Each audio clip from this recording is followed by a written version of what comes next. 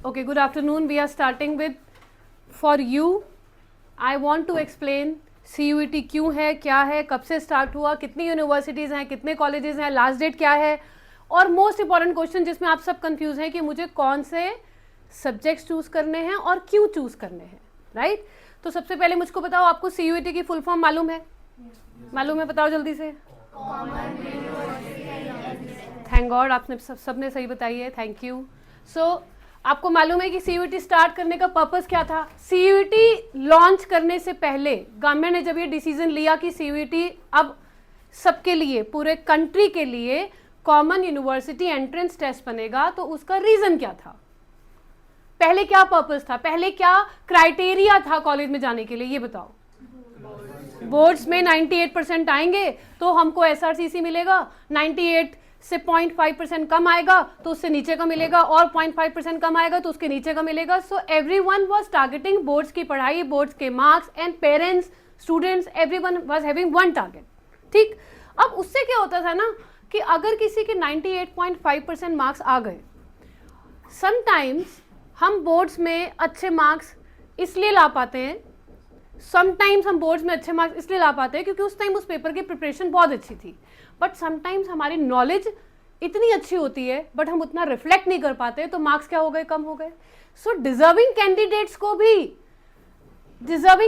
को भी अगर अच्छे कॉलेजेस नहीं मिले तो वहां पे गवर्नमेंट को लगा कि ये जस्टिस नहीं है उन बच्चों के साथ जो अच्छे मार्क्स ला सकते हैं, अच्छी नॉलेज रखते हैं, मेहनत करते हैं, लेकिन एग्जाम के 3 घंटे में उन्होंने अपना रिफ्लेक्शन, अपना टाइम पूरा नहीं दिया।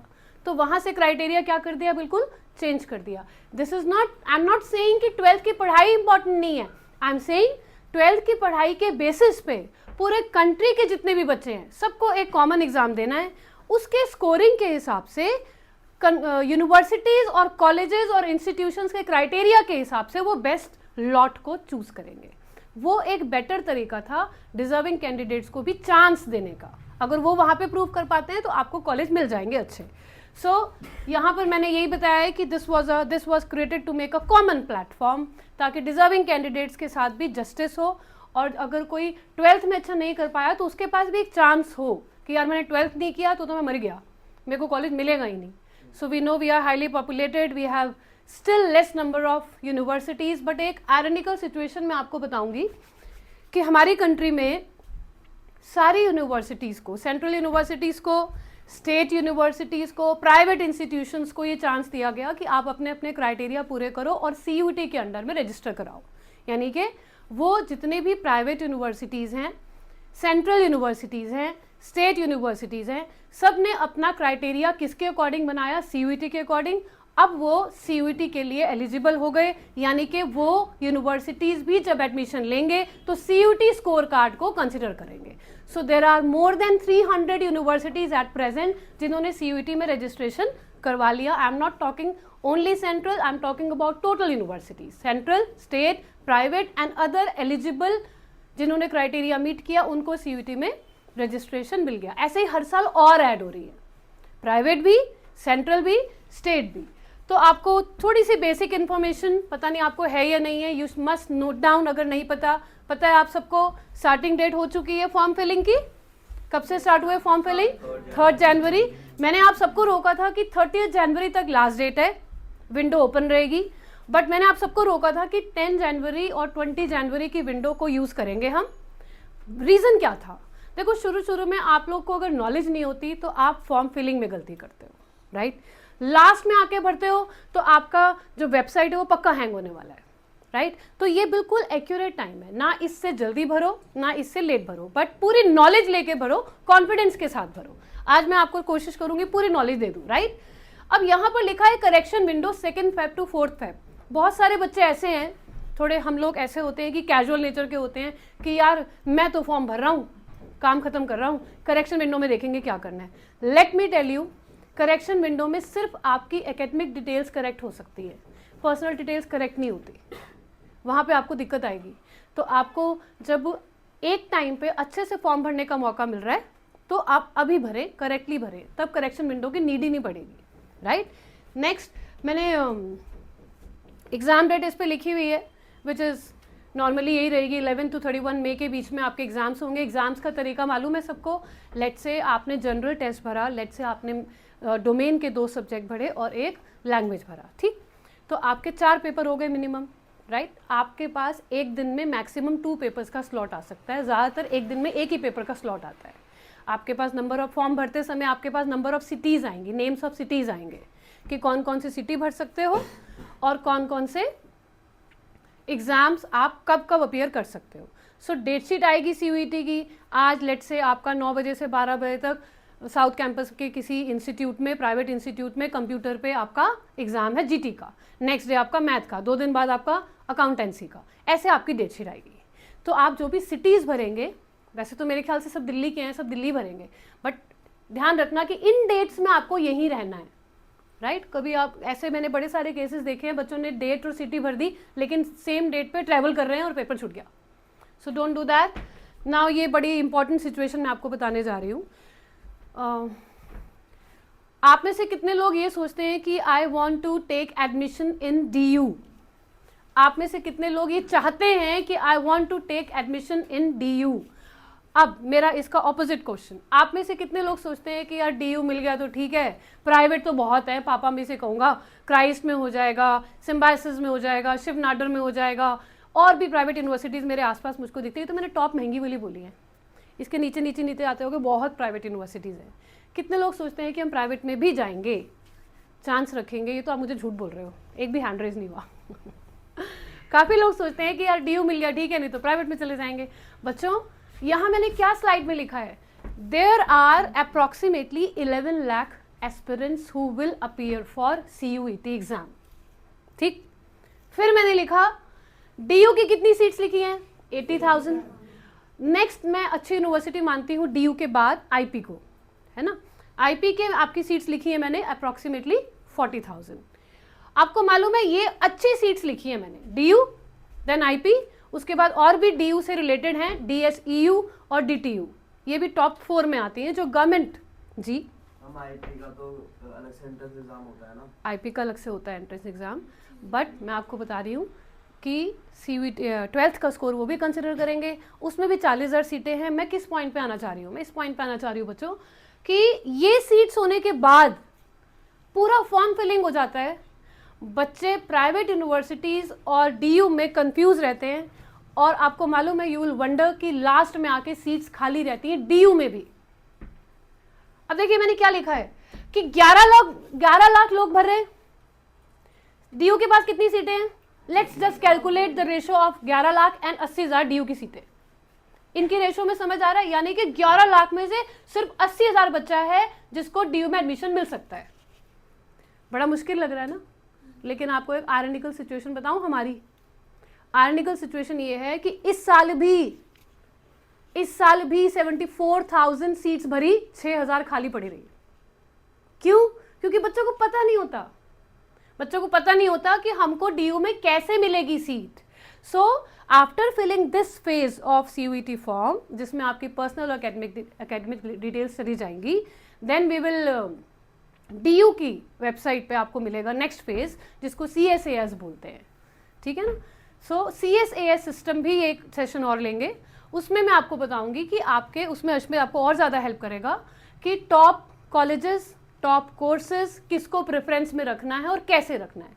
वहाँ पे जो बच्चे गलती करते हैं वो 12th में और CUET में अच्छा स्कोर करके भी DU के अच्छे कॉलेज को क्रैक नहीं कर पाते। मेरा बच्चा है अश्मित, ये मेरे से पढ़ा, एक बच्चा है कुशल, वो भी मुझसे पढ़ा, स्कूल में भी मेरे ही स्कूल में थे, मेरे ही क्लासेस में थे, ठीक। उसके भी आई थिंक 95% आए, अश्मित के 86% आए, क्योंकि इसके पास मैथ थी, उसके पास मैथ नहीं थी। बट अकाउंटेंसी, इको, बिजनेस दोनों के ऑलमोस्ट बराबर। इसको कौन सा कॉलेज मिला है? Top 5th college. उसको कौन सा कॉलेज मिला है? साउथ कैंपस का बहुत नीचे का कॉलेज मिला है। DU मिला है लेकिन साउथ कैंपस मिल गया, और कॉलेज भी ठीक है। नाउ मैं उस बच्चे के लिए ये परेशान थी, और वो खुद भी बाद में रिग्रेट कर रहा था कि यार मैंने रैंकिंग ठीक नहीं भरी। मैंने रैंकिंग ठीक भरी होती CSAS के टाइम पर तो मुझको, क्योंकि उसके मार्क्स अच्छे थे CUET में भी और 12th में भी।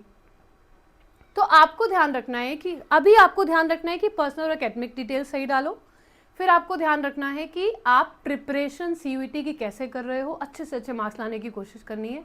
फिर आपका फरवरी में CSAS आउट होगा। CSAS में आपको rank plus college plus course according to rank, according to your preference list, उसको बोलते हैं प्रेफरेंस लिस्ट। आपको अपनी प्रेफरेंस लिस्ट भरनी होती है कि मुझको ये कॉलेज ये कोर्स के लिए चाहिए, ये कॉलेज ये कोर्स के लिए चाहिए ना। वी ऑल वर थिंकिंग कि यार अश्मित को तो कॉमर्स में ही कुछ कराना है, बट जब हमने कॉलेजेस की रैंकिंग देखी, कोर्सेज देखे, वैल्यू देखी, ये रिसर्च हमको करनी है। I will help you to some extent, but जितनी खुद हो सके वो भी करना, राइट। तो जब हमने कॉलेजेस की रैंकिंग देखी, और ऑनेस्टली बता रही हूँ मेरे से ज़्यादा इसने जाके मेहनत करी है। एग्ज़ाम होने के बाद, CUET के एग्ज़ाम के बाद और CSAS के फॉर्म आउट होने से ठीक पहले, ही वॉज आफ्टर मी कि मम्मा मेरा कोई सर्टिफिकेट रह गया स्कूल से, स्पोर्ट थिएटर वाला, वो ला के दो, वो आपने लाना है। And then he was researching about ranks, courses and colleges. Of course we will help you for that also, but अगर वहाँ चॉइस गलत कर दी, you will not get DU, even in spite of the fact you were scoring good in CUET और in 12th। आप रह जाओगे पीछे। एग्जाम्पल आपके सामने है कि इसकी परसेंटेज 86 थी, उसकी परसेंटेज 98 थी, फिर भी उसको कॉलेज इससे बुरा क्यों मिला? क्योंकि आपने CSAS में प्रेफरेंस ठीक नहीं भरी, right. He scored 95, 96, 97 in accounts eco BST। He also scored accounts में तो 95 थे, इको BST में कुछ 80s में थे, 92 और BST में कुछ 86। तो सवाल ये है कि ओवरऑल परसेंटेज उसकी ज़्यादा थी, CUET में 1-2% ज़्यादा थी और 12th में भी कुछ, फिर भी उसको अच्छा कॉलेज क्यों नहीं मिला? क्योंकि हमने रैंकिंग, प्रेफरेंस और कोर्स भरने में गलती करी। तो वो आपका सेकंड फेज जब आएगा, आपको अपने आंखें, दिमाग सब कुछ खोल के भरना है, जल्दबाजी नहीं करनी। फर्स्ट फेज में आज हम ये सीखेंगे एटलीस्ट पर्सनल डिटेल में क्या चाहिए, डेट्स का ध्यान रखना है, और एकेडमिक डिटेल में क्या चाहिए, एंड मोस्ट इंपॉर्टेंट जिसकी हम लंबी बात करेंगे, that is domain selection, subjects कैसे चूज करने हैं, ठीक। तो यहाँ से एक आयरनिकल सिचुएशन सामने आई कि हम 11 लाख लोग भरते हैं। भाई देखो नीट में क्या है, नीट में और JEE में 14 लाख के आसपास लोग भरते हैं, 50-60 हज़ार सीटें होती हैं, उसमें सीटें खाली नहीं रहती, भर जाती है, भरने वाले लोग बहुत ज़्यादा हैं, और 8th क्लास से बच्चे को डाल देते हैं कहीं महंगे से इंस्टीट्यूट में, और बच्चे जो टॉप वाले हैं वो क्रैक कर लेते हैं। इसमें ऐसा नहीं है, इसमें आपको जो प्रिपरेशन करनी है इसी 1-1.5 महीने में करनी है, राइट। इसी 1-1.5 महीने की रेस में पूरा 12th का सिलेबस आपको रिफ्लेक्ट कर देना है CUET के एग्जाम में। And after that even if you are appearing and scoring well in CUET, मैंने उसके बाद भी बताया कि सीटें खाली पड़ी रही, इस साल भी सीट्स खाली पड़ी रही DU के कुछ कॉलेजेस में। क्यों पड़ी रही? क्योंकि बच्चों ने भरे नहीं फॉर्म। क्यों नहीं भरे? क्योंकि उनको लग रहा था यार नहीं आया, छोड़ो मैं तो प्राइवेट से कर लूँगा। पापा मम्मी ने पैसे जोड़े होते, पापा मम्मी तो इसलिए जोड़ेंगे ना कि उनकी रिस्पॉन्सिबिलिटी है। भाई मैंने भी अश्मित के लिए सोच के पैसे जोड़े थे कि यार 1% DU ना मिला तो प्राइवेट में तो 3 लाख की बजाय 20 लाख में काम होगा। I am telling you, DU में 3-4 लाख में आपकी ग्रेजुएशन हो जाएगी, टॉप यूनिवर्सिटी मिलेगी, उसमें आपको एक्सपोजर अच्छा मिलेगा, काम बहुत करवाएंगे, बहुत अच्छी बात है, ठीक। प्राइवेट में भी स्किल्स, एंड मैं ये नहीं कह रही प्राइवेट इज बैड, प्राइवेट में स्किल्स नहीं होते, प्राइवेट में पढ़ाई नहीं होती, सब होता है। They charge you 10 times higher. And आपको ना अकाउंट्स के बच्चे, कॉमर्स के बच्चे ROI देखनी है, रिटर्न ऑन इन्वेस्टमेंट। कल ही किसी बच्चे को सिखाई है मैंने, है ना विशेष। सो रिटर्न ऑन इन्वेस्टमेंट का मतलब क्या है, लगा कितना रहे और मिल क्या रहा है। DU में आप 3.5 लाख लगाओगे, स्किल्स आपको उससे ज्यादा की मिलेंगी। वैल्यू DU की ऑफकोर्स प्राइवेट से मेनी टाइम्स मोर है, ऑलराइट। तो आपको प्राइवेट में बुरा नहीं बोल रही हूँ, बट आपको सबको टारगेट करना है कि मुझको DU मिले। उसके लिए फॉर्म अच्छा भरना है, तैयारी अच्छी करनी है, 12th में और CUET में दोनों में मार्क्स लाने हैं, और आंखें दिमाग कान रिसर्च करके आपको CSAS का फॉर्म भरना है। ये बातें अगर आप भूल गए तो DU गया। तो टारगेट DU, मैं ये नहीं कह रही कि एवरेज बच्चे को भी DU का अच्छा कॉलेज मिल सकता है, एवरेज बच्चे को भी DU का अच्छा कॉलेज मिल सकता है। सो कल ही मेरे से सृष्टि पूछ रही थी, मैम मेरे को भी मिल जाएगा? क्यों नहीं मिलेगा, वाई नॉट, सिम्बायोसिस क्यों जाना है जब DU में सीट मिल जाएगी। तो मोक्ष and everyone, you all must go for DU। सीटें खाली बची हुई हैं, grab it, just stay attentive, ठीक। तो ये हमारा स्टेप बाय स्टेप प्रोसेस है। तो मैंने यहाँ से स्टार्टिंग नहीं करी, बच्चे यहाँ से स्टार्टिंग कर लेते हैं, कुछ नहीं रिसर्च करी, फॉर्म भर दो बस। कुछ बच्चे जल्दी करते हैं, फॉर्म भर दो, बाद में पता लगता है डोमेन गलत हो गया या कुछ और गलत हो गया। तो हमको पहले आज जो हम रिसर्च कर रहे हैं, check eligibility and university criteria. See DU में डिफरेंट कोर्सेज के लिए या किसी भी यूनिवर्सिटी में डिफरेंट कोर्सेज के लिए क्राइटेरिया अलग होता है. क्राइटेरिया का मतलब है they will consider minimum 60% of 12th, they will consider minimum 80% of CUET, they will consider 20% of extra or co-curricular certificates. ये मैंने एक एग्जाम्पल दिया है. ऐसे ही there are universities, there are institutes who will make a combination कि हमको general test में इतने मार्क्स चाहिए, हमको मैथ में इतने मार्क्स चाहिए, हमको 12th में इतने मार्क्स चाहिए, हम एडमिशन ले लेंगे इस पर्टिकुलर कोर्स में. So for every college, for every course there is a different criteria. अब हमको अगर ये नहीं पता, now how many of you have a fixed mindset that I will pursue this course only? कितने बचे? ओके, एक हाथ से पूछूंगी मैं जरा. यस जपमन, इको ऑनर्स करना है. सो इको ऑनर्स की बात करूं मैं अगर, सो इको ऑनर में math is compulsory. You have math. Eco honours में मैथ इज कंपल्सरी. अगर मैथ नहीं है तो आप DUK कॉलेज में अप्लाई नहीं कर सकते. अगर आपको 1% इको ऑनर्स टॉप 5, 6, 8, 10 कॉलेजेस में नहीं मिलता तो आपके पास प्लान बी के अकॉर्डिंग CSAS भरेंगे. तो मैं आपको अभी यहीं पे दिखाती हूँ. ये मैंने साइकोलॉजी इको, राइट. तो यहाँ पर मैं आपको ब्रीफली बता देती हूँ. This is the combination. Any one language, then I have written mathematics, then any 2 subjects, मतलब डोमेन. ये आपको क्राइटेरिया मेरे पास सब है. पर्सनली भी मेरे से ले सकते हो, लिंक बता दूंगी, वहां मिल जाएगा.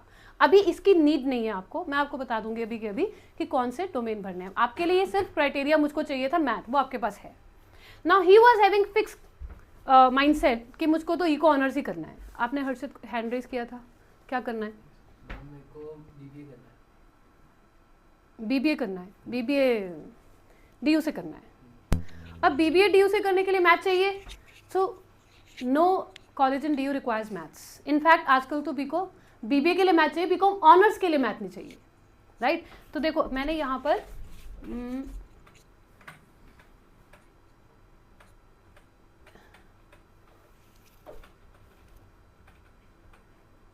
या सब्जेक्ट सिलेक्शन में I will show you these kind of slides कि आपको कौन से सब्जेक्ट भरने चाहिए, कैसे. बट अगर आपको नहीं पता कि मैं BCom भी कर सकती हूँ, मैं BBA भी कर सकता हूँ, मैं BCom ऑनर्स भी कर सकती हूँ, तो आपके लिए मेरी एक ही सजेशन है, नोट डाउन कर लो. नोट डाउन कर लो कि आपको GT का पेपर देना है. एनी देखो सब्जेक्ट क्राइटेरिया क्या है, मैंने यहाँ क्या लिखा, maximum 5 subjects and minimum 3 are there. मिनिमम कितने हैं? 3 और मैक्सिमम कितने हैं? 5. तो मिनिमम 3 में 1 इज लैंग्वेज, मिनिमम 3 में 1 is language and 2 will be domain. 2 will be domain. ठीक. तो ये तो मिनिमम और मैक्सिमम हुआ. जब आप ये 5 सब्जेक्ट्स चूज करेंगे, अगर आप 5 करना चाह रहे हैं, मैं अपने सारे बच्चों को सजेस्ट करूंगी कि अगर आपको कोर्स स्पेसिफाइड है तो उसके अकॉर्डिंग चूज करना. अगर कोर्स अभी नहीं पता, हमको जो अच्छा कॉलेज मिल गया हम कोई भी कोर्स कर लेंगे, ठीक. तो उन बच्चों को GT भी लेना है और मैथ अगर है तो वो भी लेना है. मैथ की एक प्लस पॉइंट ये रहती है कि थोड़े से दरवाजे ज़्यादा खुले रहते हैं. लाइक BBA सुखदेव में आपको मैथ के बिना नहीं मिल सकता. आप उस दिन कीर्ति कह रही थी आपको FIA, हाँ BFIA करना है, मैथ के बिना नहीं मिल सकता. सो देर आर सर्टेन कोर्सेज जहाँ मैथ रिक्वायरमेंट है, तो मैथ तो भरना ही है. अच्छा, एक कंफ्यूजन और क्लियर करती हूँ. इट इज़ नॉट लाइक कि आप कोई भी सब्जेक्ट भर सकते हैं. आपको जब सब्जेक्ट भरना है तो लिस्ट ऑफ डोमेन सब्जेक्ट्स में से भरना है. वो कंडीशन क्या है? That subjects a child must have studied that subject in 12th standard. अगर आपने 12th में वो सब्जेक्ट नहीं भरा तो आप डोमेन में वो चूज नहीं कर सकते. और अब एक एग्जांपल लेती हूँ. मान लो मैंने 12th में अकाउंटेंसी पढ़ा है, तो मैं अकाउंटेंसी का डोमेन भर रही हूँ, बट मुझको इको ऑनर्स करना है. अब इको ऑनर्स में अकाउंट्स नहीं चाहिए, इको ऑनर्स मैथ चाहिए. सो मैं क्या इको ऑनर्स के लिए अप्लाई कर सकती हूँ? आपकी कंडीशन ये है कि आपने 12th में पढ़ा होना चाहिए. आपको कोई सा भी कोर्स चाहिए, कोई सा भी कॉलेज चाहिए, उसके लिए हो सकता है मुझे BA साइकोलॉजी करना है. अब मैंने तो 12th में साइकोलॉजी नहीं पढ़ी, ना ही मैंने psychology as a domain choose किया क्योंकि मैंने पढ़ी नहीं, तो क्या मैं अप्लाई कर सकती हूँ? कर सकती हूँ. You must have studied that subject in 12th. It is not necessary कि आपको अगर 12th में पढ़ा है तो आपको वही कोर्स मिलेगा जो 12th में पढ़ा है. नो, आपका CUET 12th बेस होता है. प्रोग्राम आपका कोई और भी हो सकता है। लाइक मैं BA honours psychology, BA English करना चाहती हूँ, तो मैंने सिर्फ 12th में आपका जो डोमेन है वो CUET में दिया होना चाहिए। कोर्स मेरा, प्रोग्राम मेरा चेंज हो सकता है। So your subjects which you are going to choose as domain must not go parallel with the program you want to pursue. It must go parallel with the studied subjects in 12th. यानी कि अगर आपको, जैसे अश्मित का example देती हूँ ना मैं आपको, he did not fill eco as domain. उसने अपने डोमेन सब्जेक्ट्स में इको नहीं भरा, बट उसको इको ऑनर्स मिल गया। सो मैं क्या कहना चाह रही हूँ, 12th में जो भरा है डोमेन में वो भरना है। कोर्स आपके मर्जी का अगर क्राइटेरिया में मीट हुआ तो मिल जाएगा। बीए इंग्लिश, बीए साइकोलॉजी, या बीकॉम ऑनर्स, या BCom without honours, normal BCom, मिल सकता है। कोर्स की टेंशन मत लो, आपको टेंशन लेनी है कि अगर मुझे नहीं पता कौन सा कोर्स पढ़ना है, then you must go for GT. अब यहाँ पर मैं जीटी बार बार इसलिए बोल रही हूँ क्योंकि जीटी पता है सबको, सी वन लैंग्वेज है ना, वन लैंग्वेज, देखो मैं लिखा है यहाँ पर, one language, then domain subjects, then general test. Language आप सब लोग इंग्लिश ही चूज करोगे, है ना। Please understand, English is not 12th की English. English is verbal ability, English is grammar, English is vocabulary. Unseen passage आएगा, उसमें आपकी वोकेबुलरी या ग्रामर चेक होगी, कुछ फ्रेजेस आएंगे, इडियम्स आएंगे। ये वर्बल एबिलिटी में ये general English, this is your language test, not your 12th का सिलेबस इंग्लिश टेस्ट। तो 12th की इंग्लिश नहीं आती इसमें, लैंग्वेज में, राइट। क्या आएगा, इंग्लिश में वर्बल एबिलिटी आएगी, प्रोनाउंसिएशन आपकी उसमें CBT जो कंप्यूटर बेस्ड टेस्ट होगा उसमें चेक होगी, देन वोकेबुलरी आएगी, देन ग्रामर आएगी, अनसीन पैसेजेस आएंगे, ईडियम्स आएंगे, फ्रेजेस आएंगे, उसकी वो हमको तैयारी करनी होती है जनरल इंग्लिश की। That is not your 12th की इंग्लिश। डोमेन में मैंने सबको बता दिया, जो आपका स्ट्रॉन्ग सब्जेक्ट है वो आपको पढ़ना है। टोटल कितने सब्जेक्ट लेने हैं बच्चों? 5। लिखो, 1 is English done, 1 is English done. बचे कितने? 4। बचे कितने? 4। अगर आपका कोर्स डिसाइडेड नहीं है तो हम सब 5 लेंगे।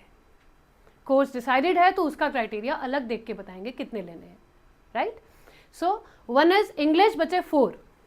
जिसके पास मैथ है वो तो मैथ लेगा, जिसके पास मैथ नहीं है वो अपने 12th के कोई भी 2 स्ट्रॉन्ग सब्जेक्ट लेगा, क्योंकि एक कौन सा हो गया? जीटी।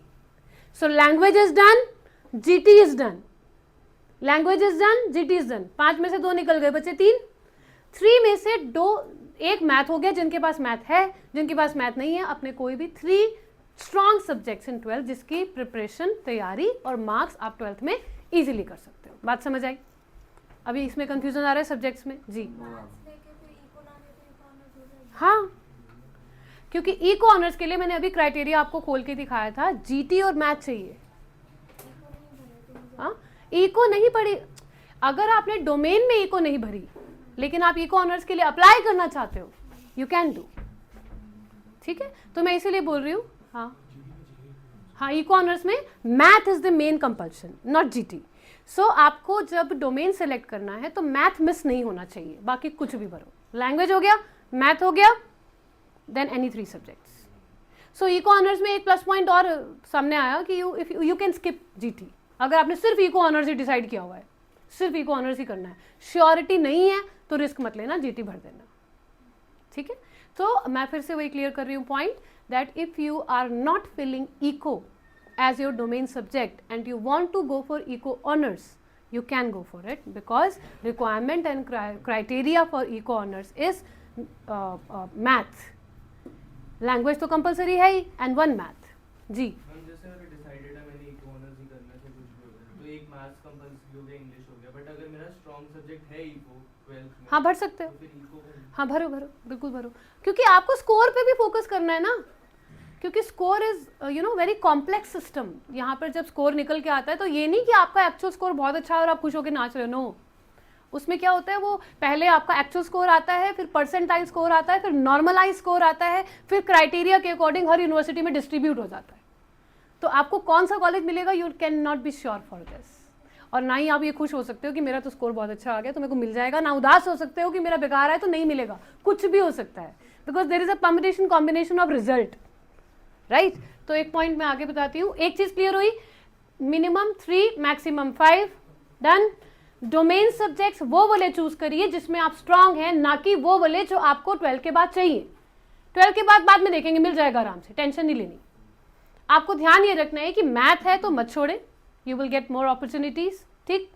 जीटी उनके लिए है जिनका श्योर नहीं है कौन सा कोर्स करना है, वो जरूर जीटी भरे. जीटी से कुछ कोर्सेज के दरवाजे फिर से ओपन रहते हैं. जिनका श्योर है इको ऑनर्स करना है, जीटी नहीं चाहिए, छोड़ दो. ठीक. सो 1 लैंग्वेज, 1 मैथ, और अगर मैथ नहीं है तो 3 डोमेन सब्जेक्ट्स. Point clear. क्या कंडीशन है डोमेन भरने की? You must have studied that subject in 12th. You should not be worrying कि ये सब्जेक्ट मैं कैसे भर दूं, मेरे को तो बाद में साइकोलॉजी करना है, मेरे को तो साइकोलॉजी करना है, तो मैं कैसे भर दूं? नो. आप कोई भी सब्जेक्ट भरिए, साइकोलॉजी के क्राइटेरिया मैं आपको दिखाऊंगी क्या है, उसके अकॉर्डिंग आपका सिलेक्शन हो सकता है.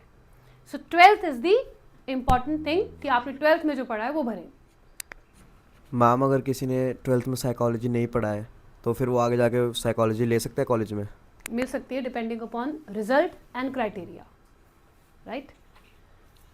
चलिए, तो ये सबको मालूम है पूरा पेपर ऑनलाइन होने वाला है, कंप्यूटर बेस्ड होने वाला है, एमसीक्यू बेस्ड होने वाला है. ये इंपॉर्टेंट पॉइंट है. कोई चॉइस नहीं है, कोई चॉइस नहीं है. How many questions? 50 questions. All are compulsory. 60 minutes. 60 minutes. ठीक. एक बड़ी important point, negative marking is there. Yes. अगर आपका आंसर ठीक है, कितने मार्क्स? 5. अगर आपका आंसर गलत है, -1. So better to skip then to write wrong answer. Yes और नो? अगर आप कॉन्फिडेंट नहीं है तो छोड़ दो, 5 जाएंगे, लेकिन अगर गलत भर दिया तो 6 जाएंगे.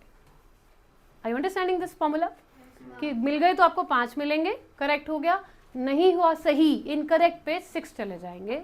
Better is skip. 5 ही तो जाएंगे, एक फिर भी बचेगा. राइट. तो मैंने ये थोड़ा सा सिलेबस का ओवरव्यू दिया है. अभी ऑलरेडी बताया आपको, vocabulary is important, comprehension is important, idioms, phrases, grammar, ये सब आएगा इसमें.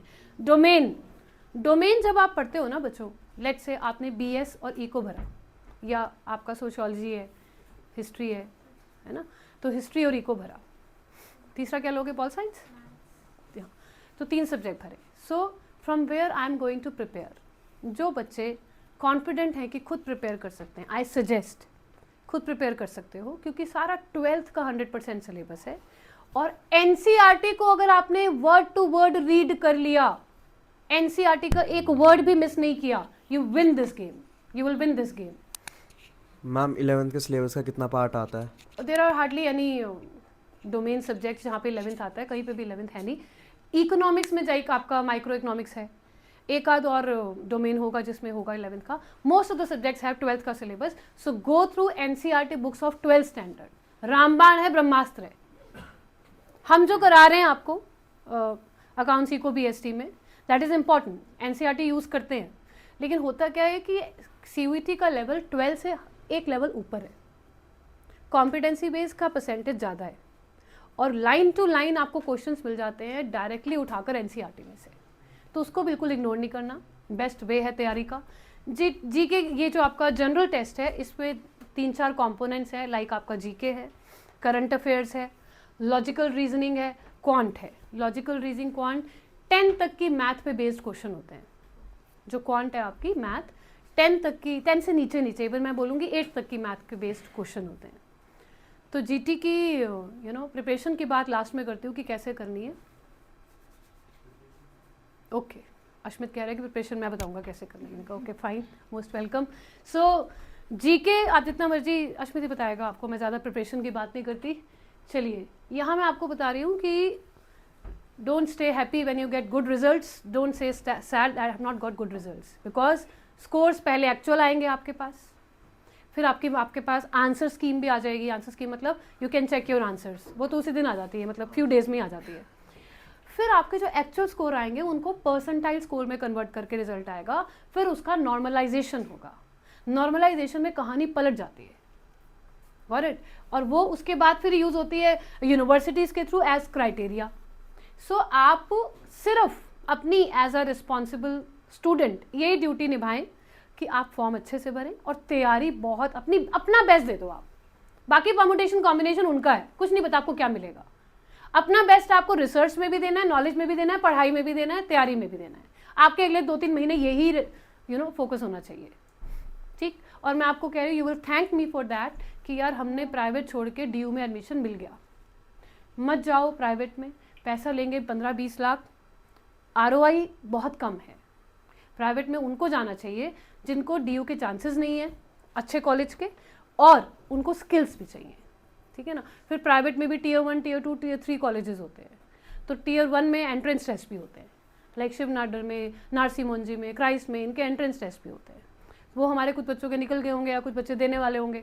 आई suggest try for DU, rank लिखो, number 1 DU, number 2 IP, number 3 Dwarka में ही यूनिवर्सिटी है, DSEU, और लास्ट लिखिए DTU। फिर आओ, फिर तो आपके जवाहरलाल नेहरू, ये मुस्लिम अलीगढ़, ये सब पढ़ी हुई हैं, ये भी बहुत अच्छी यूनिवर्सिटीज़ हैं, राइट। तो ये तो मैंने आपको टॉप 5 बता दी, आपको इस रैंक में ट्राई करना है। इनकी वेबसाइट्स चेक करते रहो आज से ही कि इनमें से जो मिलेगा मैं पहले उसमें फॉर्म भरूंगी। NSIT, it was popular only for BTech courses earlier. आपको पता है NSIT ये सेक्टर 14 में है कैंपस, मालूम है ना सबको। इनके पास BBA है, इनके पास बहुत अच्छी BBA है, right. So there are different subject combinations which universities are offering. तो ये सीक्वेंस में भरो, पहले प्रायोरिटी इनको रखो, इसके बाद और अच्छी बताती हूँ मैं आपको, MDI गुड़गांव में बहुत अच्छे कोर्सेज हैं, सब गवर्नमेंट एडेड हैं, बच्चों का ध्यान रखते हैं। मैं ये नहीं कह रही कि पढ़ाई बहुत अच्छी मिल जाएगी, आपकी वैल्यू एडिशन बहुत होगा। कॉलेजेस में बच्चों कहीं भी चले जाओ, पढ़ाई नहीं होती, कॉलेजेस में स्किल एनहांसमेंट होता है, और वो भी अगर नहीं हो रहा तो बच्चों को अपॉर्चुनिटीज़ मिलती है कि वो खुद करें, लाइक सोसाइटीज़ हैं, क्लब्स हैं, ट्रेनिंग्स हैं, इंटर्नशिप्स हैं, इनसे ही आपको ग्रो करना है। अगर आप सब लोग का एक ही टारगेट है कि मुझे अच्छा कॉलेज मिल जाए क्योंकि मुझे पैसे कमाना सीखना है, obviously everyone wants to earn money one day ना, ऑब्जेक्टिव तो यही है ना। और बॉयज़ के लिए चैलेंजिंग इसलिए क्योंकि पेरेंट्स आर लुकिंग फॉरवर्ड कि कभी 25 का होगा और कमा के लाएगा, एम आई राइट। गर्ल्स के लिए फिर भी शायद इक्का दुक्का पेरेंट्स सोच रहे होंगे यार शादी करके चली जाएगी, देख लेंगे, लेकिन please girls don't think like that, maintain your value even after your marriage. पहले जॉब करना, फिर शादी करना अपनी मर्जी से, वरना शादी मत करना, गॉट इट। तो पहले पैरों पे खड़े होना है, उसके लिए अच्छा कॉलेज ज़रूरी है, स्किल्स ज़रूरी है। DU की value all over the world है। प्राइवेट यूनिवर्सिटीज़ को समझाना पड़ेगा, मैं तो वहाँ से आया हूँ, DU के लिए समझाना नहीं पड़ेगा, DU okay come. So we need a eligibility, a stamp, तो उसके लिए प्रायोरिटी रखो DU की, ठीक।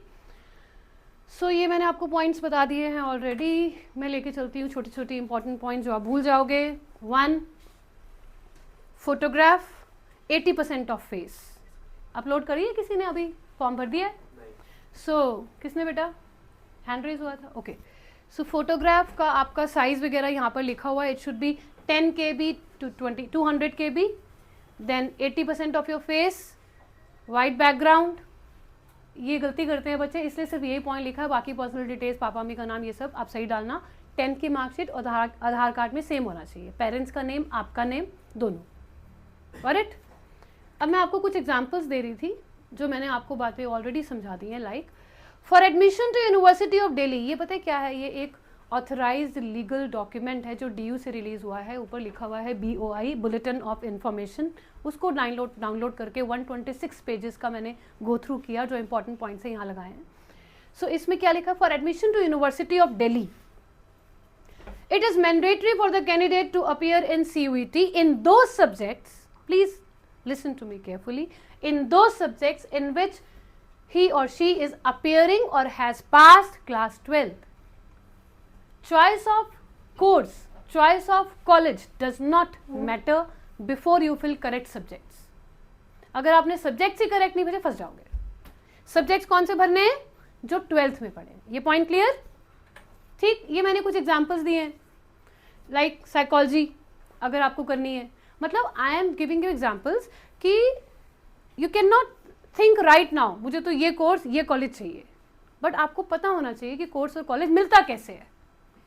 First is 12th standard marks, second is CUET की preparation and hard work and exams, third CUET का form, then CSAS most important, उसमें भी हम दोनों आपकी पूरी हेल्प करेंगे। तो यहाँ पे ये candidates must appear in CUET, any one language, ये एग्जाम्पल दे रही हूँ मैं साइकोलॉजी का, any one language, any 3 subjects from list B is domain. तो यहाँ कहीं लिखा है कि साइकोलॉजी होना चाहिए? नहीं लिखा, यहाँ नहीं लिखा कि साइकोलॉजी होना चाहिए, पर आपको साइकोलॉजी मिल सकता है।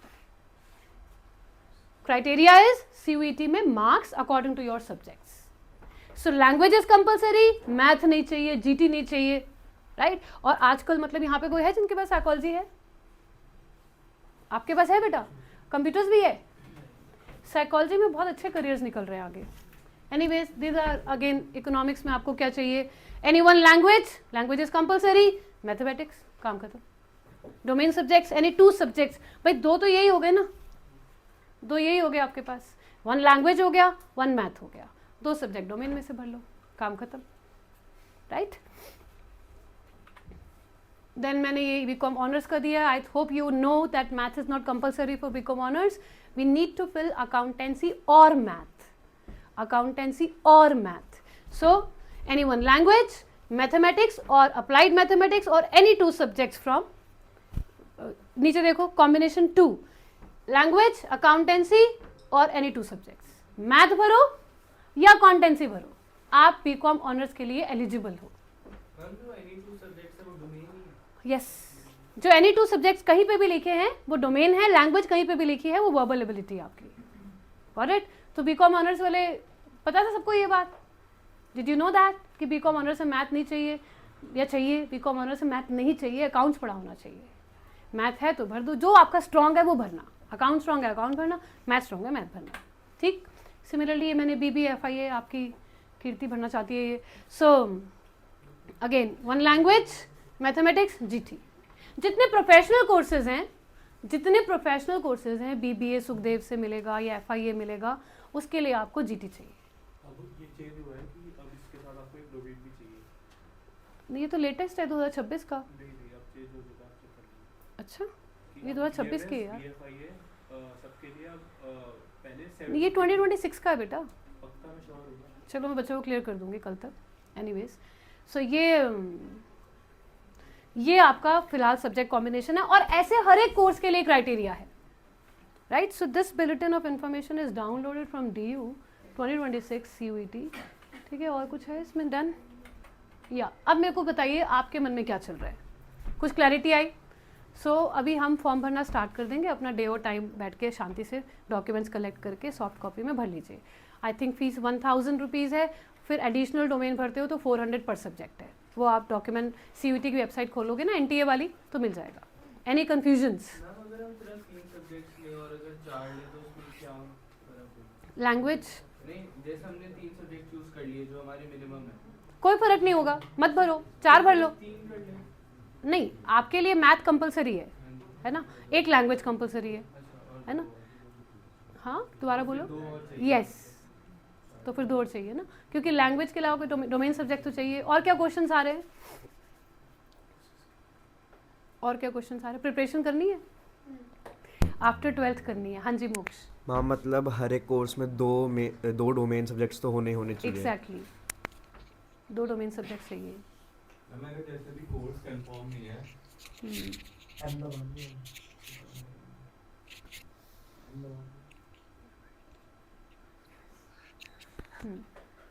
मैम अगर जैसे कि कोर्स कंफर्म नहीं है अभी, और जैसे जो हमारे मेन सब्जेक्ट है, ऐसा कोई स्ट्रॉन्ग सब्जेक्ट नहीं है, सब में हम एवरेज ही हैं, तो मैम उसमें फिर कौन सब्जेक्ट जो इंटरेस्टेड है, जो आपका मोस्ट इंटरेस्टेड एरिया है, लाइक आपके मार्क्स, आपको लगता है कि आपके मार्क्स इको में या BST में बहुत अच्छे आ सकते हैं, तो प्रायोरिटी उनको रखना एज कम्पेयर टू मैथ या अकाउंट्स।